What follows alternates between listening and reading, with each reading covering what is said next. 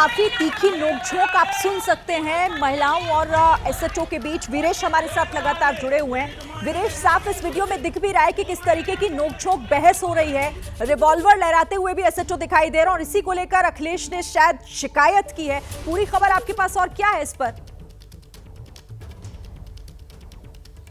देखिए, जिस तरीके से एसएचओ वहां गए और उसके बाद से वहां पर हंगामा खड़ा हुआ, इसको लेकर जो अखिलेश यादव हैं उन्होंने आपत्ति की, उस पर एक्स किया, फिर अपने पार्टी के कार्यकर्ताओं को, स्थानीय नेताओं को सहेजा, निर्देशित किया कि शासन प्रशासन के खिलाफ लड़ना है और अपने मतदाताओं को घर से निकालना है, तब तक बूथ पर रहना है कि जब तक वो वोट न पड़ जाए। इस तरह के लगभग 1 दर्जन से ज्यादा ऐसे वीडियोस इस उपचुनाव में आ चुके हैं। कहा जाता है कि जो उपचुनाव होता है वो शासन प्रशासन का होता है, सत्ता का होता है, सरकार का होता है, और ये हर बार लगभग ऐसे ही कुछ तस्वीरें आती हैं जिसकी सरकारें होती हैं। लेकिन इस बार क्या कुछ ज्यादा आ रही है तस्वीरें, ये सवाल भी खड़ा हो रहा है। निश्चित रूप से विपक्ष इसको लेकर बहुत बड़ा सवाल खड़ा कर रहा है और सत्ता पक्ष के लोग भी सवाल खड़ा कर रहे हैं। आपने ब्रजेश पाठक को सुना, भूपेंद्र चौधरी को सुना, भारतीय जनता पार्टी के लगभग 1 दर्जन से ज्यादा प्रवक्ताओं ने तमाम मीडिया बाइट्स दी है और समाजवादी पार्टी पर आरोप लगाया है, उनके कार्यकर्ताओं पर आरोप लगाया है। लेकिन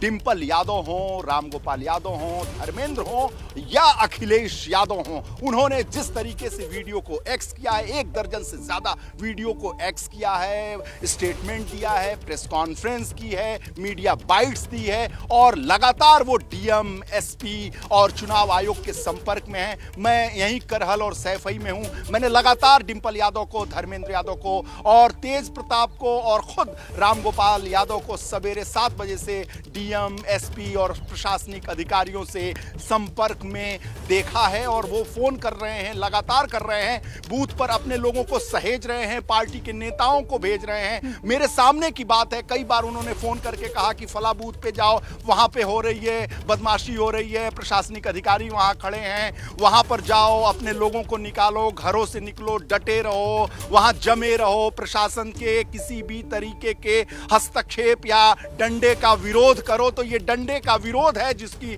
तस्वीरें आपने साझा की, सामने की, एसएचओ की वो तस्वीर सामने हुई है जिसे एक्स किया है अखिलेश यादव ने। ये हंगामा, ये बवाल, ये प्रदर्शन, ये धरना लगातार उपचुनाव में सुबह से ही देखने को मिल रहा है। तस्वीरें खासकर सीसामऊ, मीरापुर और कुंदर की और करहल से देखने को मिल रही हैं। इस पर बवाल मचा हुआ है और आरोप और प्रत्यारोप का दौर चल रहा है। यूं तो हर चुनाव में इस तरह के आरोप लगते हैं, लेकिन हम लोगों ने देखा है कि इस उपचुनाव में जिस तरीके से आरोप का दौर चल रहा है, दोनों तरफ से चल रहा है, ये कुछ अलग सा है। ये उपचुनाव एक तरीके से खास चुनाव बन गया है दोनों पक्षों के लिए। ये सेमीफाइनल है, सत्ता पक्ष के लिए भी और विपक्ष के लिए भी। 2027 का चुनाव निर्णायक है यूपी में। उस निर्णायक चुनाव का, फाइनल चुनाव का ये रिहर्सल है, ये सेमीफाइनल है। इसलिए तस्वीरें जो सामने दिख रही हैं, हंगामा, हो हल्ला, पार्टी के नेताओं का जोर जबरदस्ती, कार्यकर्ताओं का धरना प्रदर्शन, आरोप, प्रेस कॉन्फ्रेंस, मीडिया बाइट्स और एक तरीके से एक दूसरे पर दबाव बनाने की जो रणनीति है, ये सेमीफाइनल है। जो सेमीफाइनल जीतेगा वो 27 का फाइनल प्रशस्त होगा उसका रास्ता। और यही वजह है कि दोनों पक्ष हो, अखिलेश यादव हो चाहे योगी आदित्यनाथ का पक्ष हो, ये दोनों पक्ष आपस में पूरी तरीके से मजबूती से चुनाव लड़ रहा है। बसपा तो कहीं दिखाई नहीं पड़ रही है और कांग्रेस ने तो कोई चुनाव लड़ा नहीं। संगठन में साथ देने की बात की थी, लेकिन कहीं भी कांग्रेस ने समाजवादी पार्टी के साथ मंच साझा नहीं किया। यूं तो लगातार बयान आ रहे थे।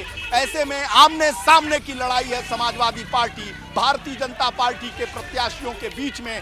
1 to 1 ये एक तरीके से मुकाबला है, त्रिकोणीय मुकाबला नहीं देखने को मिल रहा है। ये मुकाबला आपसी आमने सामने का देखने को मिल रहा है। जबरदस्त मुकाबला चल रहा है। दोनों तरफ से आरोप और प्रत्यारोप लगाए जा रहे हैं। दोनों तरफ से एक दूसरे पर ये आरोप लगाया जा रहा है कि धांधली की जा रही है, जोर जबरदस्ती की जा रही है, सत्ता के बल का प्रयोग किया जा रहा है, शासन प्रशासन का दुरुपयोग किया लिया जा रहा है तो सत्ता पक्ष कर रहा है कि भारतीय जनता पार्टी कह रही है कि समाजवादी पार्टी के लोग भी उत्पात मचा रहे हैं। तो ये दौर अभी चलेगा जब तक मतदान होगा। इस तरह के वीडियोज आएंगे, इस तरह के आरोप लगेंगे, क्योंकि कोई भी पक्ष मानने को तैयार नहीं है। जी, और ये शासन प्रशासन की विफलता को भी दर्शाता है वीरेश। जिस तरीके की दुखद तस्वीरें आ रही हैं, उपचुनाव का आज दिन, लेकिन कई जगहों पर बवाल। मीरापुर में हम देख रहे हैं कि किस तरह से एक तीखी बहस होती हुई, एक तरफ महिलाएं हैं, दूसरी तरफ एसएचओ, और इसी वीडियो पर ये पूरा घमासान मचा हुआ है क्योंकि अखिलेश यादव ने ये कहते हुए बड़ा आरोप लगा दिया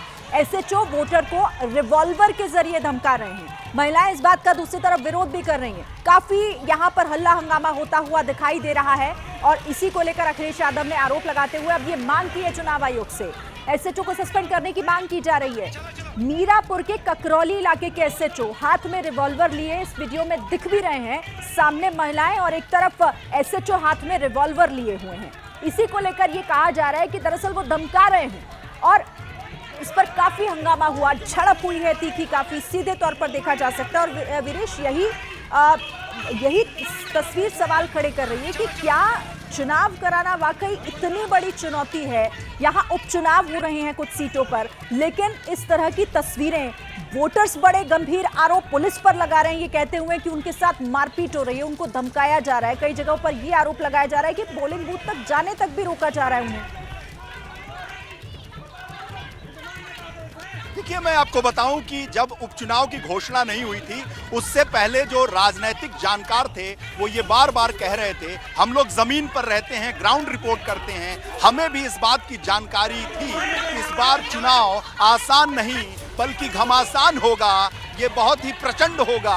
और ये देखने को मिल रहा है शासन और प्रशासन अपने जोर जबरदस्ती में भले लगा हो, लेकिन जो समाजवादी पार्टी और विपक्ष के कार्यकर्ता हैं 2024 के लोकसभा चुनाव से उत्साहित होकर और प्रोत्साहित होकर भारतीय जनता पार्टी को जिस तरीके से उन्होंने बैक किया 2024 के लोकसभा चुनाव में, उससे उत्साहित होकर समाजवादी पार्टी के नेता और कार्यकर्ता और खुद अखिलेश यादव ने मोर्चा संभाल रखा है। लगातार press conference, media bytes, x के जरिए सरकार पर, प्रशासन पर, चुनाव आयोग पर दबाव बनाने की कोशिश की जा रही है कि कहीं भी कोई गलती नहीं होनी चाहिए। ऐसे में ये धमकी भी दी जा रही है, चेतावनी भी दी जा रही है कि सरकार बदल गई तो क्या होगा, फिर अगर कोर्ट कचहरी का रास्ता अख्तियार कर लिया तो जेल जाना पड़ेगा, निलंबन होगा, नौकरी से जाएगी जो इस तरह के अधिकारी हैं। तो चेतावनी भी है, धमकी भी है, आग्रह भी है, निवेदन भी है और एक तरीके से बल प्रयोग भी है और अपने को एहसास कराने का भी है कि भारतीय जनता पार्टी के साथ इस सेमीफाइनल में लड़ते हुए समाजवादी पार्टी दिख रही है। तो 2027 का जो आम चुनाव होगा उसमें भी भारतीय जनता पार्टी के खिलाफ मुख्य विपक्षी के तौर पर समाजवादी पार्टी ही लड़ेगी।